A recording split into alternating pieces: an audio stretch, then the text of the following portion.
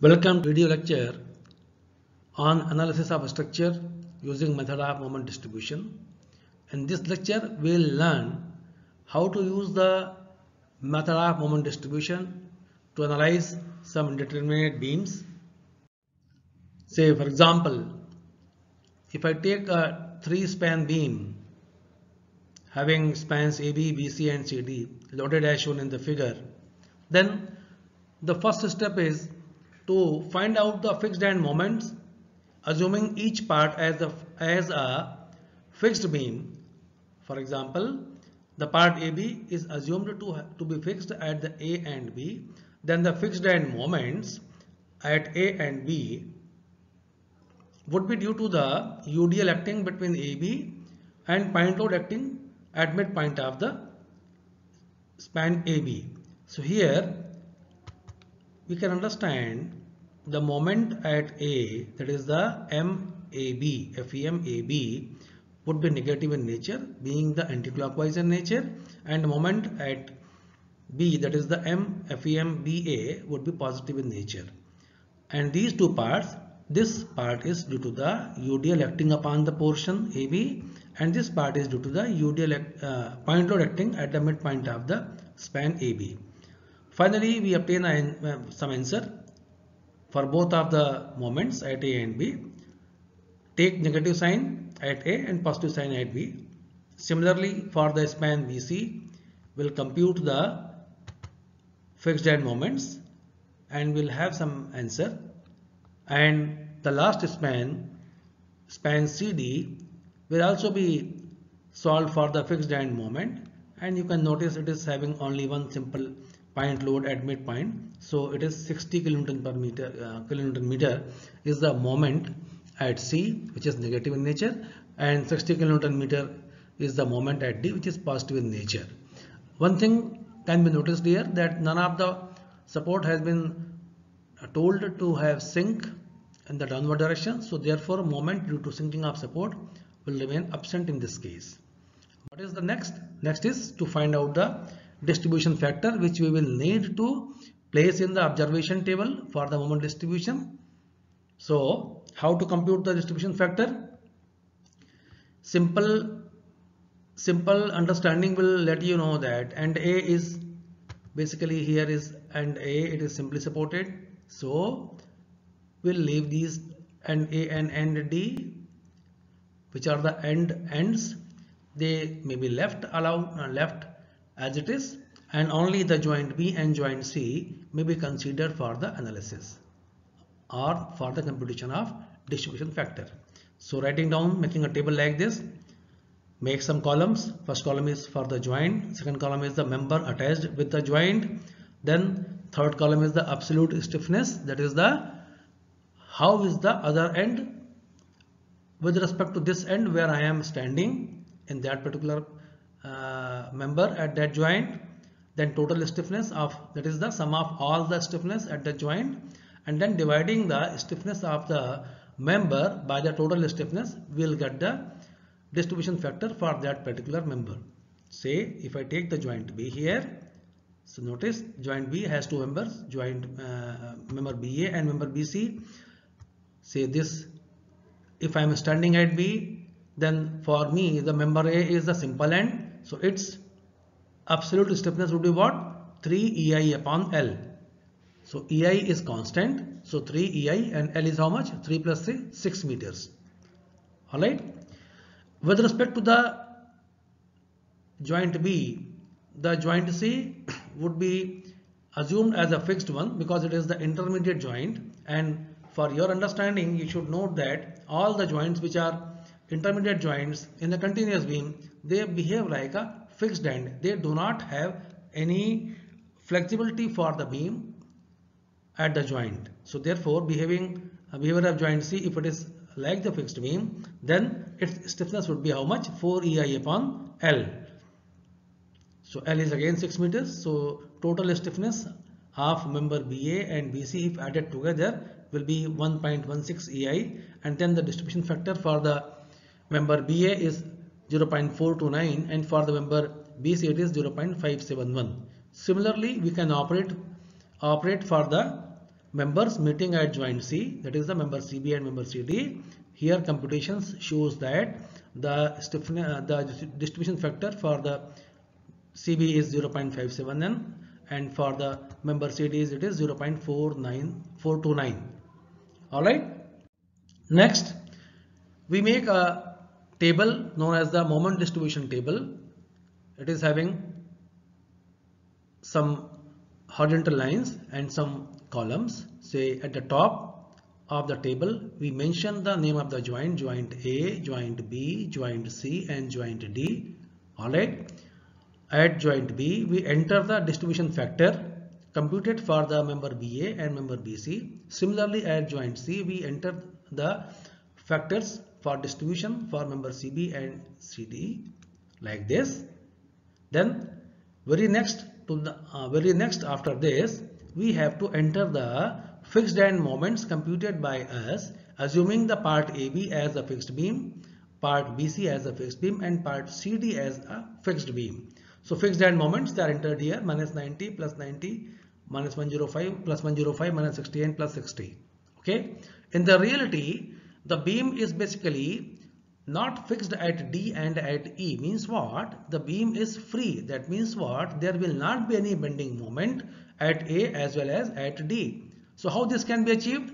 Say, to achieve this, since this minus 90 kilonewton meter bending moment was induced due to assumption that it is fixed, so release this joint by applying equal and opposite bending moment at this joint A and D. Notice one thing, you need to release only extreme joints, not any intermediate joint.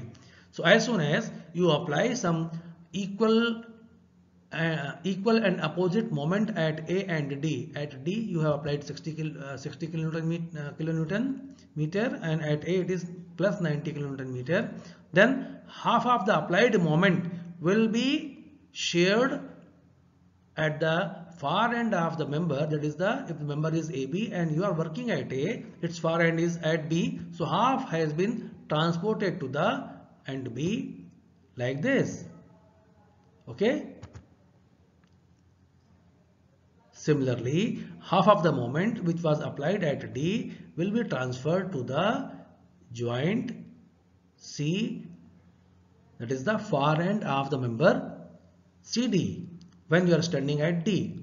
Now draw a big thick line, sum up all the moments. So plus 60 minus 60 is 0, minus 60 minus 30 is minus 90, 105 as it is, 105 minus ka as it is, 90 plus 45 is 135.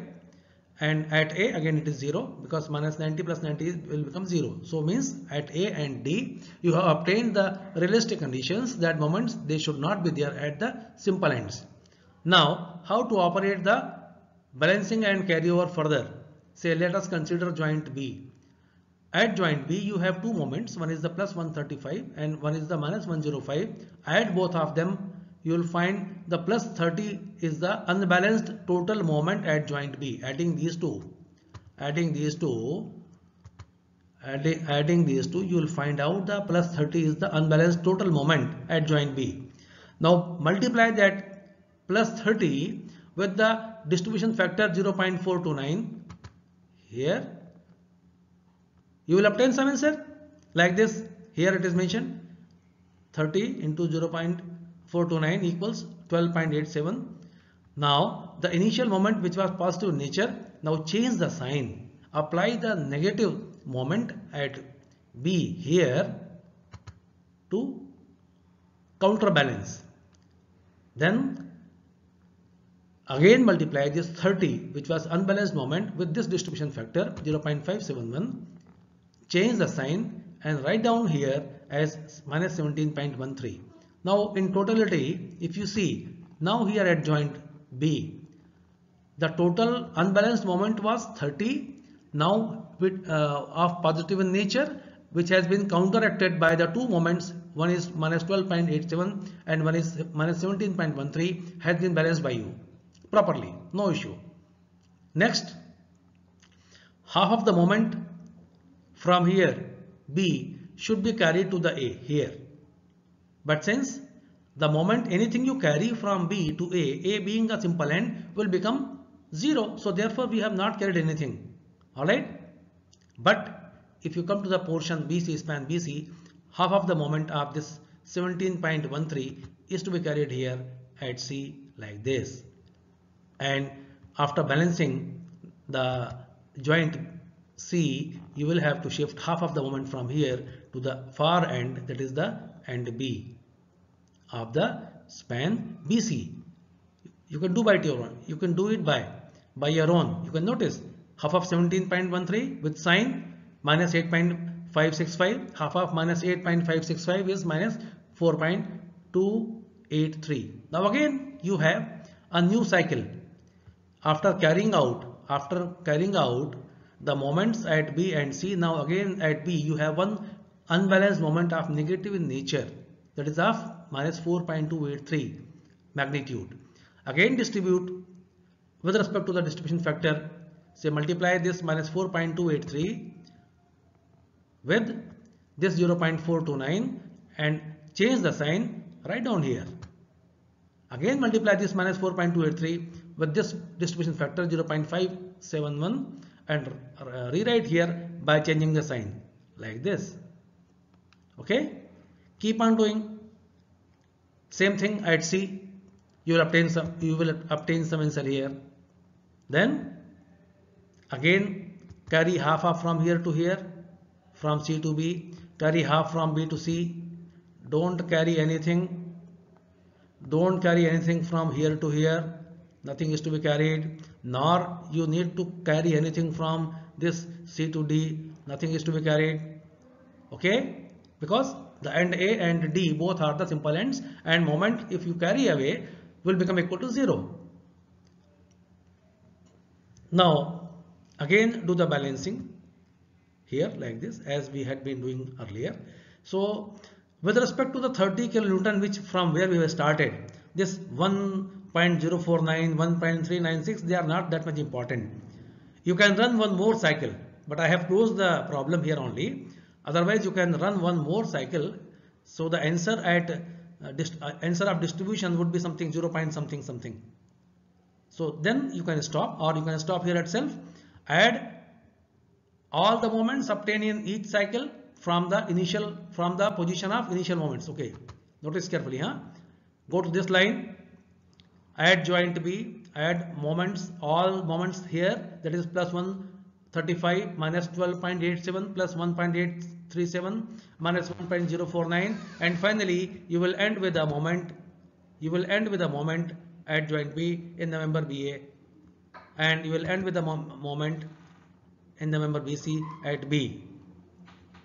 Alright, so they are moments centered here in the last row. They are the final moments in the beam in which you were interested. This completes the distribution of moments at joints by you. Let us take one more example.